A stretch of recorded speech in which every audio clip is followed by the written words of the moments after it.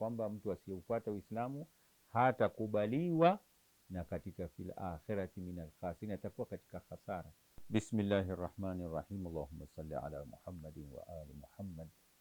Kwa hivyo swali la kwanza ambalo tuliulizwa ya kwamba sisi hatutaingia peponi, falan yukbala minhu, yani aya inasema ya kwamba mtu asiyeufuata Uislamu hatakubaliwa, na katika fil akhirati minal khasirin, atakuwa katika hasara.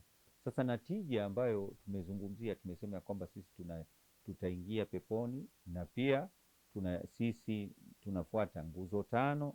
Kwa hivyo tutakuwa pamoja katika nini, katika Waislamu, na madhehebu mengine pia yaliyoko pia wanahesabika ni Waislamu kwa sababu ya kupiga shahada mbili, ila tu watu wanaoshikamana na nguzo tano alafu wanaacha nguzo hii ambayo ni ya kwanza ya shahada, ambayo ni ya mtume, kumshuhudia Mwenyezi Mungu na mtume wake, na pia kushuhudia kwamba wilaya ni ya watatu, Mwenyezi Mungu na mtume wake na Imam Ali na maimamu wanaofuata. Tunakuta ya kwamba wanaingia watu wasiofuata maimamu, wasiokubali maimamu katika nguzo, wao wanaingia katika, wanakuwa watu aina mbili.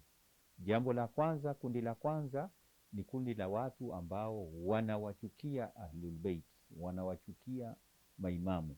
Hawa wanaitwa nawasib, na kuchukia ni kitu ambacho sio katika dini, kwa sababu Mwenyezi Mungu katika Qur'ani, katika kitabu chake ameamrisha ya kwamba Waislamu wawapende Ahlul Bait. Mwenyezi Mungu anasema ya kwamba kul la as'alukum alayhi ajran illa almawaddata fil qurba, ya kwamba mimi siwaombi chochote isipokuwa kuwapenda watu wangu wa nyumba. Malipo ya mtume ya kazi yake, mtume anataka nini? Tuwafuate na kuwapenda.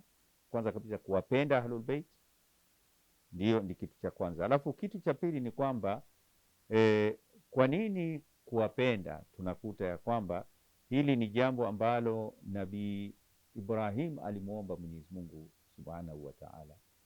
Tukutane kwenye sehemu ya pili ni kuelezea